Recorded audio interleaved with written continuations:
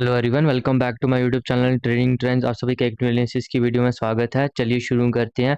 Bank Nifty ने जो final closing दी है वो दी है हमें 51,152 पे। बैंक निफ्टी अगर आप देखो तो कल की क्लोजिंग से आज लगभग इसने प्लस 8.90 से ऊपर तक क्लोजिंग किया है, जो कि एक थोड़ी सी शॉकिंग चीज़ है क्योंकि कंटिन्यूसली जैसे मैं आपको बता भी रहा हूँ कि जो बैंक निफ्टी का करेक्टर है, देखो मैं आपको हमेशा बोलता हूँ एक हर एक इंडेक्स का हर एक स्टॉक का करेक्टर है। अब ये करेक्टर डिवेल्प कैसे होता है, जो देखो जो मार्केट है वो उसका जो मेन है, मार्केट ऊपर नीचे कैसे जाता है, जो लोग सोचते हैं उनके जो थॉट्स हैं, जब उनके थॉट्स में एक इम्बैलेंस आता है और उसके साथ साथ जो एनर्जी एसोसिएट होती है, अगर किसी थॉट के साथ एनर्जी ज़्यादा एसोसिएट है, मतलब उस थॉट के साथ साथ कहीं ना कहीं जब मार्केट में एंट्री लोगे आप पैसे भी ज़्यादा लगाओगे क्योंकि आपको अंदर कहीं ना कहीं कॉन्फिडेंस ज़्यादा, आपका कन्विक्शन ज़्यादा है कि भाई मार्केट कहीं ना कहीं ऊपर से जा सकता है। तो कहीं ना कहीं क्या रह रहा है, अभी क्या रह रहा है, एक बैलेंस क्रिएट हो रहा है, कहीं ना कहीं बायर्स भी स्ट्रांग है, सेलर्स भी स्ट्रांग है। इस कारण जो जो मूवमेंट है, मार्केट कहीं न कहीं काफ़ी ज़्यादा रेंज बाउंड हो चुका है।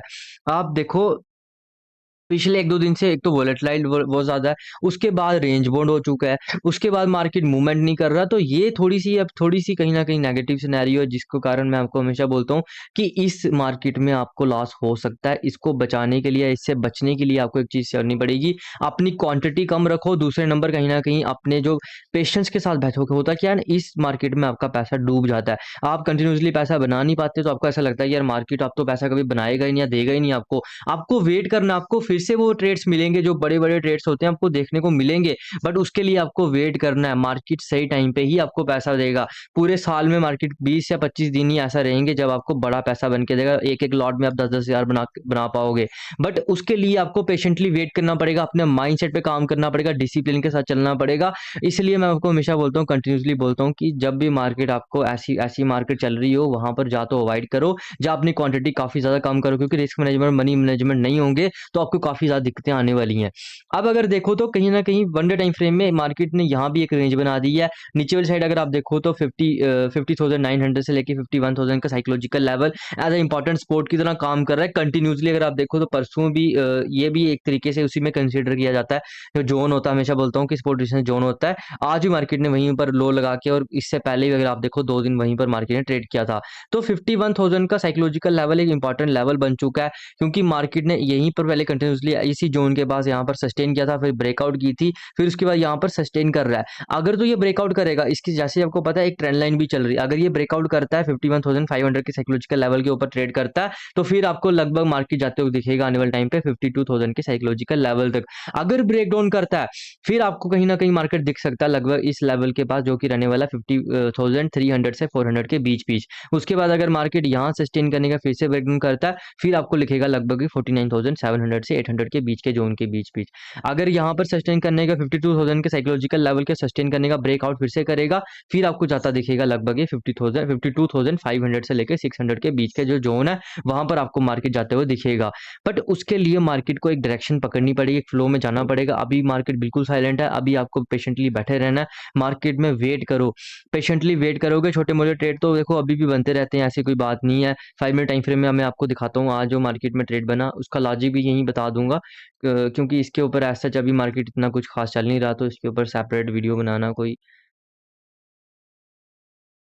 अब जैसे मैं आपको बता रहा था कि कहीं न कहीं 5 मिनट टाइम फ्रेम में ट्रेड बना है। बैंक निफ्टी अगर आप देखो तो लगभग आज 29 है, बैंक निफ्टी यहाँ ओपन होता है, एक बुलिश प्राइस एक्शन बनाता है, एक एंट्री तो आप यहाँ भी ले सकते थे।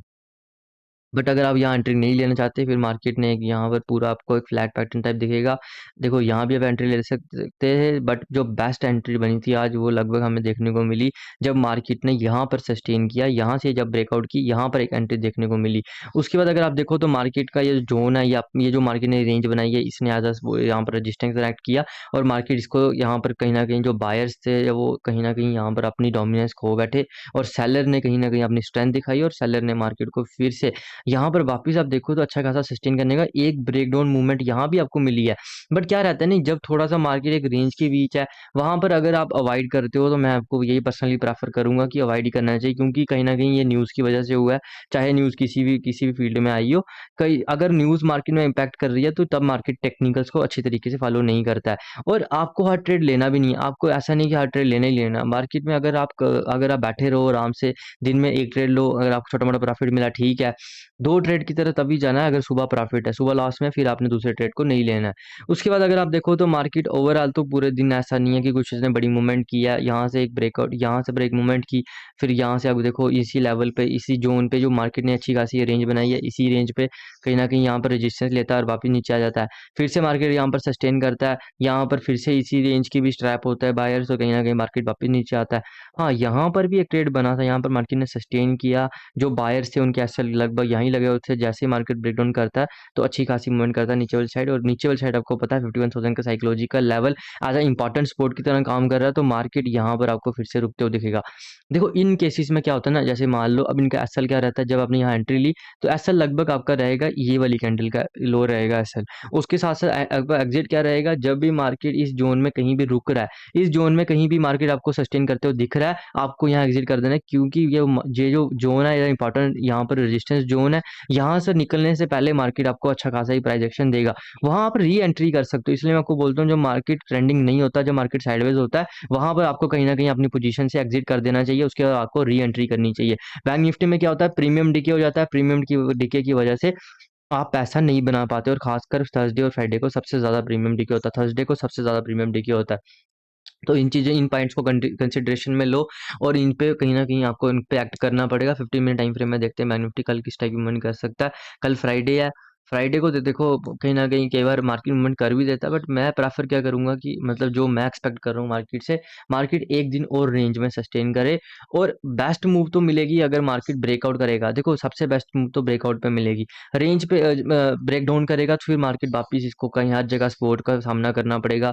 कहीं न कहीं इसको थोड़ी-सी ट्रबल होगी एज़ कम्पेयर टू अगर मार्केट ब्रेकआउट करता है। क्योंकि ब्रेकआउट करेगा तो काफ़ी देर से जो ट्रेंड लाइन आ रही है मंडे टाइम फ्रेम में, मार्केट उसको काफ़ी देर से सस्टेन कर रहा है। यहाँ से उसको ब्रेकआउट करेगा तो काफ़ी ज़्यादा जो सेलर्स हैं, जो अपनी पोज़ीशन को एसएल को ट्रेल कर रहे थे, वो भी अपनी पोज़ीशन को एग्ज़िट करेंगे, मतलब वो बाय करेंगे। न्यू बायर्स बैठे हुए हैं कंटिन्यूअसली, अगर आप देखो तो मार्केट साइडवेज चल रहा है, उसमें भी काफ़ी ज़्यादा बाइंग सेलिंग हो रही है। खासकर बाइंग हो रही है क्योंकि जो मार्केट का ओवरऑल डोमिनेंस है वो तो बायर्स के हाथ में ही है। ऐसा नहीं है कि मार्केट बड़ा ज़्यादा सेलर्स के हाथ में चला गया, अभी तक मैं ऐसा एक्सपेक्ट नहीं कर रहा हूँ। अभी तक ऐसा हुआ नहीं, जब तक मार्केट 51,000 के नीचे आके ट्रेड नहीं करेगा वन डे के बेसिस में, मतलब वन डे की जो क्लोजिंग है 51,000 के नीचे नहीं आएगी, तब तक मेरे लिए मार्केट थोड़ा सा बायर्स के हैंड में ही रहने वाला है। अब हमें वेट करना पड़ेगा कि मार्केट किस साइड की ब्रेकआउट करेगा, ब्रेकडाउन करेगा। देखो पहले भी, इससे पहले हमें मार्केट ने अच्छी खासी रेंज बनाई, हम सोच रहे थे कि मार्केट ब्रेकआउट करके अच्छी खासी मूवमेंट करेगा। सब कुछ मार्केट के हाथ में है, हमें सिर्फ मार्केट में सिर्फ एंट्री लेनी है, ट्रेड चलेगा नहीं चलेगा डिपेंड करता है सिर्फ मार्केट की उस टाइप के, जो उस टाइम में जो लोग आ रहे हैं, उनके उनके माइंडसेट, उनका कन्विक्शन रेट कितना ज़्यादा है, उनका अंदर कॉन्फिडेंस कितना ज़्यादा है, कितनी क्वांटिटी से ट्रेड कर रहे हैं। इसलिए कोई भी मैथमेटिकल टूल आपको ये नहीं बता सकता कि मार्केट किस साइड की मूवमेंट करेगी, और ये चीज़ आपको जानने की ज़रूरत भी नहीं है। तो इसलिए मैं हमेशा बोलता हूँ कि माइंडसेट पे काम करो। काफ़ी ज़्यादा बुक्स आती हैं, उनको आप अच्छे से पढ़ो, साइकोलॉजी पे काम करो, क्योंकि जब तक आपकी साइकोलॉजी स्ट्रांग नहीं होगी, आप जितने मर्जी कोशिश कर लो, कोई फ़ायदा नहीं होने वाला। Thanks for watching this video, have a nice day.